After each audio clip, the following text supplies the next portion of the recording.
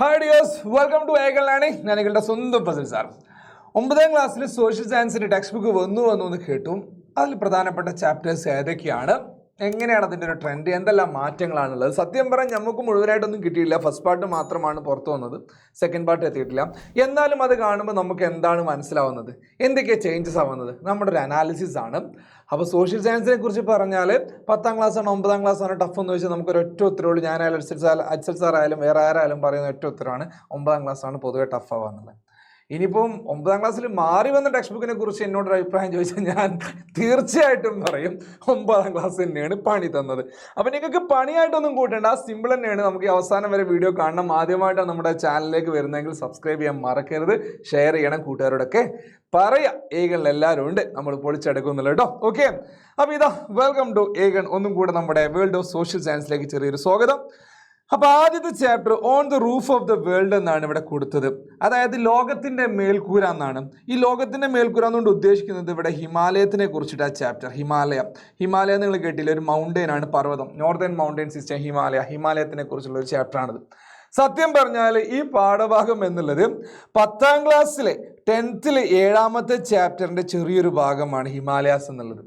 അതിൻ്റെ ഒരു in depth CBSE ലെവലാണ് ഇപ്പം നിങ്ങളുടെ ടെക്സ്റ്റ് ബുക്കിലുള്ള സാധനം. ഹിമാലയത്തിൻ്റെ ഡിവിഷൻസ് എന്തൊക്കെയാണ്, ഹിമാലയവുമായി ബന്ധപ്പെട്ട് ഹിമാലയൻ നദികൾ, അങ്ങനത്തെ ഒരുപാട് കാര്യങ്ങളുണ്ട്. അപ്പം അതിൻ്റെ മൊത്തം അവിടുത്തെ ലൈഫ് സ്റ്റൈൽ എന്തൊക്കെയാണ്, അവിടുത്തെ സോയിൽ, അവിടുത്തെ അഗ്രികൾച്ചർ, അവിടുത്തെ കൃഷി, അതുപോലെ മൃഗപരിപാലനം, അങ്ങനത്തെ ഒരുപാട് കാര്യം. അതിൻ്റെ ഡിവിഷൻസ് 2 രീതിയിലുണ്ട്. നമ്മൾ പറഞ്ഞാൽ നിങ്ങൾക്കൊന്നും പറയില്ല, ലാറ്ററൽ ഡിവിഷനുണ്ട്, അതുപോലെ വേർട്ടിക്കൽ ഡിവിഷൻ അല്ലെങ്കിൽ പറയും ലോഞ്ചിറ്റ്യൂണൽ ഡിവിഷൻ എന്ന് പറയുന്ന രീതിയിൽ ഡിവിഷൻ കൂടെ ഉണ്ട്.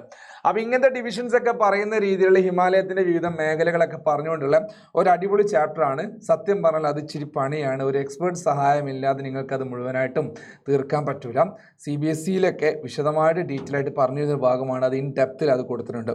രണ്ടാമത്തത് സത്യം പറഞ്ഞാൽ നോക്കണം, ഒന്നും കൂടെ ഞാൻ സത്യം പറയാൻ പോകണേ, ഇടയ്ക്കിടയ്ക്ക് ഞാൻ സത്യം പറയും. ഈ 3 ചാപ്റ്റേഴ്സ് എല്ലാം കൂടെ 10ാം ക്ലാസ്സിലെ ഒരു ചാപ്റ്ററായിരുന്നു. 10th 7ാമത്തെ ചാപ്റ്ററായിട്ട് ഇപ്പോൾ ഉള്ള ചാപ്റ്ററാണ് India the land of diversity. അതിൽ 3 കൂടെ ഉണ്ട്. അതിൻ്റെ ഒരു നമ്മൾ പറയില്ലേ എക്സ്റ്റെൻസീവ് വേർഷൻ, കുറച്ചും കൂടി ഇൻ ഡെപ്തിൽ നന്നായിട്ട് നമ്മൾ പറയില്ലേ പൊളിച്ചടുക്കിയിട്ടുള്ള ഒരു ചാപ്റ്റർ. കണ്ടന്റ് അത്രയും ബൂസ്റ്റ് ചെയ്ത് കയറ്റി 3 അങ്ങ് മാറ്റിയത്. അതിൽ ഇൻ ദ എക്സ്പാൻസീവ് പ്ലെയിൻ കൊണ്ട് ഉദ്ദേശിക്കുന്നത് നമുക്ക് 28ാമത്തെ പേജ് മുതൽ 52ാമത്തെ പേജ് 26 പേജ് പ്ലെയിനിനെ കുറിച്ചിട്ടാണെന്ന് അറിയാം. അപ്പോൾ പ്ലെയിൻ എന്ന് പറയുന്നത് സമതലമാണ്. ഗംഗ, യമുന, ബ്രഹ്മപുത്ര, അതുപോലെ സിന്ധു നദികൾ, അതിൻ്റെ ട്രിബ്യൂട്ടറീസ്, ഇതെല്ലാം വരുന്ന ആ ഒരു ഭാഗം. അവിടെ മൊത്തം എങ്ങനെയാണ് അഗ്രികൾച്ചർ ഉണ്ടായത്, ആ പ്ലെയിൻ എങ്ങനെയാണ് ഉണ്ടായത്, അതിൻ്റെ ഫുൾ ചരിത്രം എങ്ങനെയാണെന്ന് വന്നത് മൊത്തം. അതുപോലെ ഇന്ത്യ എന്നുള്ള ഒരു ഹിമാലയ മൗണ്ടെയിൻ എങ്ങനെ ഉണ്ടായത്, അതിൻ്റെ ഒരു ഹിസ്റ്റോറിക്കൽ ബാക്ക്ഗ്രൗണ്ട് ഉണ്ട്. ഒരു പാലിയോ ജിയോഗ്രഫി പോലുള്ള ഒരു ഭാഗമുണ്ട്. അത് വെച്ചാൽ നമ്മൾ പഴയ ഒരു പ്ലേറ്റ് ടെക്ടോണിക്സിൻ്റെ ബാക്കിയായിട്ടുള്ള കഴിഞ്ഞ വർഷം 9ൽ പഠിക്കുന്നതിൻ്റെ ഒരു അഡ്വാൻസ്ഡ് ലെവൽ അതൊക്കെ ഇതിലുണ്ട്. ഹിമാലയത്തിൻ്റെ ഫോർമേഷൻ എങ്ങനെയാണ്, പാമീർ അതെങ്ങനെ ഉണ്ടായത്, അല്ലെങ്കിൽ ഇന്ത്യ എങ്ങനെയാണ് ഫോം ചെയ്തത്, ഇങ്ങനത്തെ ഒരുപാട് കാര്യങ്ങൾ പഠിക്കാണ്ട്.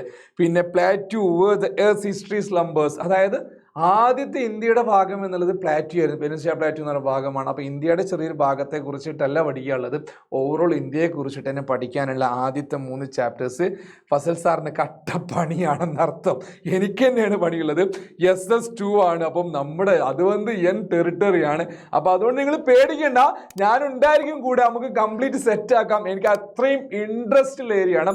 ഇതെങ്ങനെയാണ് പഠിപ്പിക്കുക എന്ന് വെച്ചാൽ എങ്ങനെയാണോ ഏറ്റവും സിമ്പിളായിട്ട് പഠിപ്പിക്കാൻ പറ്റുക അത്രയും സിംപ്ലസ്റ്റ് ആയിട്ട് നോട്ട്സിൻ്റെ ഒക്കെ സഹായത്തോടു കൂടി നമുക്ക് കുറച്ച് ഫ്ലോ ചാർട്ടൊക്കെ വരച്ചിട്ട് അടിപൊളിയായിട്ട് സിമ്പിളായിട്ട് നമുക്ക് പഠിപ്പിക്കാൻ പറ്റും. ഒന്നുകൊണ്ടും പേടിക്കേണ്ട. ഇനി ഈ 4ാമത്തെ chapter human resource for national development. ഏറ്റവും രസകരമായ കാര്യം ഇപ്പോഴത്തെ 10ാം ക്ലാസ്സിലെ 3rd ചാപ്റ്ററാണിത്. ഇപ്പോഴത്തെ 10ാം ക്ലാസ്സിലെ human resource development in India എന്ന് പറഞ്ഞ് ചാപ്റ്ററാണ് ഈ 4ാമത്തെ ചാപ്റ്ററായിട്ട് കൊടുത്തത്. അപ്പോൾ ഈ 4 ചാപ്റ്റേഴ്സാണ് ആദ്യത്തെ പാർട്ടിലുള്ളത്. വെറും 4 ചാപ്റ്റേഴ്സ്. അപ്പോൾ ശ്രദ്ധിക്കേണ്ട കാര്യം എന്താ വെച്ചാൽ ആദ്യത്തെ 3 ചാപ്റ്റേഴ്സ് എൻ്റെ മൊന്നെ ഇന്ത്യയെ കുറിച്ചിട്ടാണ്. പണ്ട് നമ്മുടെ കിങ് ആൻഡ് കമ്മീഷണറിൽ മമ്മൂക്കൊക്കെ പറഞ്ഞ മാതിരി ഇന്ത്യ എന്താണെന്ന് അറിയണം എന്ന് പറഞ്ഞ മാതിരി ഇന്ത്യയെക്കുറിച്ച് ഇൻ ഡെപ്തിൽ എനിക്ക് സന്തോഷമുണ്ട്. കാരണം എന്താ വെച്ചാൽ ഇത്രയും ഡെപ്തിൽ ഇന്ത്യയെക്കുറിച്ച് പഠിപ്പിക്കുന്ന ഒരു കേരള സ്റ്റേറ്റ് സിലബസിൽ ഇതുവരെ ഇല്ലായിരുന്നു. ഞങ്ങൾ പഠിച്ചിരുന്ന കാലത്ത് അത്ര ഡെപ്തിൽ പഠിച്ചില്ല. ഇപ്രാവശ്യത്തെ ബുക്ക് 9ാം ക്ലാസ്സിന്റെ ടെക്സ്റ്റ് ബുക്ക് കണ്ടപ്പം ഇന്ത്യൻ ജോഗ്രഫി അത്രയും സൂപ്പറായിട്ട് ഉൾക്കൊള്ളിച്ചിട്ടുള്ള ഒരു ബുക്ക്. അത്രയും എനിക്ക് ഇഷ്ടപ്പെട്ടു. നിങ്ങൾക്കത് ഇഷ്ടപ്പെടുമെന്ന് എനിക്കറിയില്ല. എനിക്കത് ഇഷ്ടപ്പെട്ടുകൊണ്ട് ഞാൻ ഇഷ്ടപ്പെട്ട രീതിയിൽ നിങ്ങൾക്ക് നന്നായിട്ട് പഠിപ്പിച്ചിരും, അതിലൊരു സംശയം വേണ്ട. ഇനി ഹിസ്റ്ററിയിൽ എന്തെല്ലാമാണ് മാറ്റങ്ങൾ വരുത്തിയത്, അത് എവിടെ നിന്നൊക്കെയാണ് അടിച്ചു മാറ്റി കൊണ്ടുവന്നിട്ടത് എന്നുള്ളത് അച്ഛൻ സാറ് വിശദമായിട്ട് പറഞ്ഞിരും. ഇപ്പം ഞാൻ പറഞ്ഞു ആദ്യത്തെ 4 ചാപ്റ്റേഴ്സും ജാമ്പ് ചെയ്ത് 10ാം ക്ലാസ്സിനും അതുപോലെ കുറച്ച് 9 നിന്നൊക്കെ ജാമ്പ് ചെയ്തിട്ട് കുറച്ച് CBSE എടുത്തിട്ടുള്ള നല്ല ചാപ്റ്റേഴ്സ് ഉള്ളത് പറയാലോ. 10ലെ കുറേ ഭാഗങ്ങൾ മാറ്റിയിട്ടുണ്ട്, പക്ഷേ എളുപ്പമുള്ള ചാപ്റ്റേഴ്സ് ആണ് പഠിപ്പിച്ചിട്ടുണ്ട്. പേടിക്കേണ്ട കേട്ടോ, ഇച്ചിരി പേടിയൊക്കെ തോന്നുന്നുണ്ടല്ലേ? നിങ്ങൾ പേടിക്കണം കുറച്ച്. ഓക്കെ, കളിച്ച് നടക്കല്ലേ ഇതുവരെ. എടാ അച്ഛൽ സാർ ഒന്ന് ഇതാ ഇപ്പൊ വരുന്നുണ്ട് മക്കളെ. അപ്പൊ അച്ഛൽ സാർ ഇതാ ബാക്കി ഡിസ്കസ് ചെയ്യാൻ കേട്ടോ. ഹലോ ഡിയേഴ്സ്, ഇതുവരെ പ്രധാനപ്പെട്ട കാര്യങ്ങളൊക്കെ ഫസൽ സാറ് പറഞ്ഞിട്ടുണ്ടാവും അല്ലേ? SS1-ലത്തെ കാര്യങ്ങൾ ഇനി ഞാൻ പറയണ്ടേ? എന്ന് വെച്ചാൽ നിങ്ങൾ ഹിസ്റ്ററി എന്നൊക്കെയാണ് ആ ടെക്സ്റ്റ് ബുക്കിനെ പൊതുവെ വിളിക്കാറുള്ളത്. എന്തായാലും SS1-ലെ എന്താണ് ടെക്സ്റ്റ് ബുക്ക് കംപ്ലീറ്റ്ലി ചേഞ്ചാണ്. ഇപ്പോൾ നിലവിൽ മാറി വരുന്ന പുസ്തകം നോക്കുന്ന സമയത്ത് ഒരുപാട് മാറ്റങ്ങൾ നമുക്ക് ആ ടെക്സ്റ്റ് ബുക്കിൽ കാണാൻ സാധിക്കും.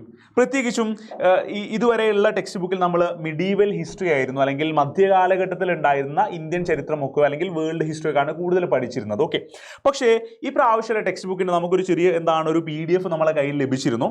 ആ PDF കാണാൻ സാധിക്കുന്നത് എന്തെന്ന് ചോദിച്ചാൽ ആദ്യത്തെ ചാപ്റ്റർ എന്ന് പറയുന്നത് ഇതാണ് അല്ലേ, from the stone age onwards, അഥവാ ശിലായുഗത്തിൽ നിന്നും മുമ്പോട്ട്. എന്ന് വെച്ചാൽ നിങ്ങൾ 8ാം ക്ലാസ്സിൽ പഠിച്ചൊരു ചാപ്റ്റർ ഉണ്ട്, ഏർലി ഹ്യൂമൻ ലൈഫ് അല്ലെങ്കിൽ ആദ്യകാല മനുഷ്യ ജീവിതം. അതിനെ കുറച്ചുകൂടി ആ ചാപ്റ്റർ തന്നെ കുറച്ചുകൂടി എലാബറേറ്റ് ചെയ്തിട്ടുള്ള ഒരു വേർഷൻ ആയിട്ടാണ് എനിക്കത് കണ്ടപ്പോൾ തോന്നിയത്. നമ്മൾ പഠിച്ച paleolithic, mesolithic, neolithic, chalcolithic age ഇതൊക്കെ ഇവിടെയും നമുക്ക് എന്ത് ചെയ്യാനുണ്ടാവും, പഠിക്കാനുണ്ടാവും എന്നുള്ളതാണ്. ദെൻ അതിനുശേഷം വരുന്ന ചാപ്റ്ററിന്റെ പേര് അല്ലെ ഐഡിയാസ് അല്ലെങ്കിൽ ഐഡിയോളജീസ് ആൻഡ് ഏർലി സ്റ്റേറ്റ്സ്, അല്ലെങ്കിൽ ആദ്യകാല രാഷ്ട്രങ്ങളും ആശയങ്ങളും ഒക്കെയാണ്.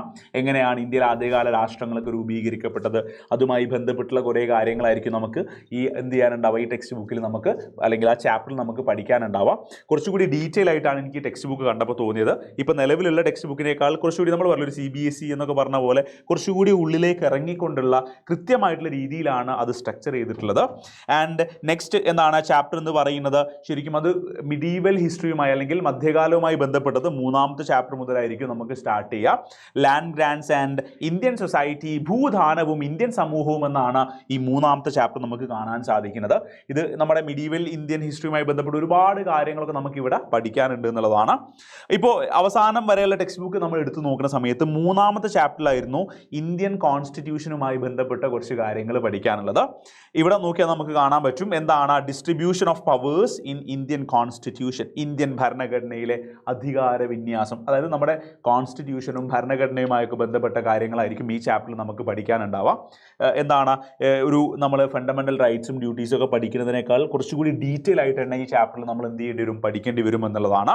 ആൻഡ് അവസാനത്തത് പോപ്പുലേഷൻ ട്രെൻഡ്സ് ഇൻ ഇന്ത്യ അല്ലെ, ഇന്ത്യയിലെ ജനസംഖ്യാ പ്രവണതകൾ അല്ലെങ്കിൽ ഇന്ത്യയിലെ പോപ്പുലേഷനുമായി ബന്ധപ്പെട്ടാണ് നമുക്ക് ഇവിടെ കാണാൻ സാധിക്കുന്നത്. ഇത് ഹിസ്റ്ററി അല്ല, ഇത് സോഷ്യോളജിയുമായി ബന്ധപ്പെട്ടിരിക്കുന്ന ഒരു ചാപ്റ്റർ കൂടിയായിരിക്കും. ഇങ്ങനെയാണ് നമുക്ക് ഫസ്റ്റ് ഭാഗത്തിൻ്റെ ടെക്സ്റ്റ് ബുക്ക് കിട്ടിയ സമയത്ത് ഞാൻ അതിലുള്ള കുറച്ച് ഭാഗങ്ങളൊക്കെ മറിച്ച് നോക്കിയപ്പോൾ എനിക്ക് കാണാൻ സാധിച്ചിട്ടുള്ളത്.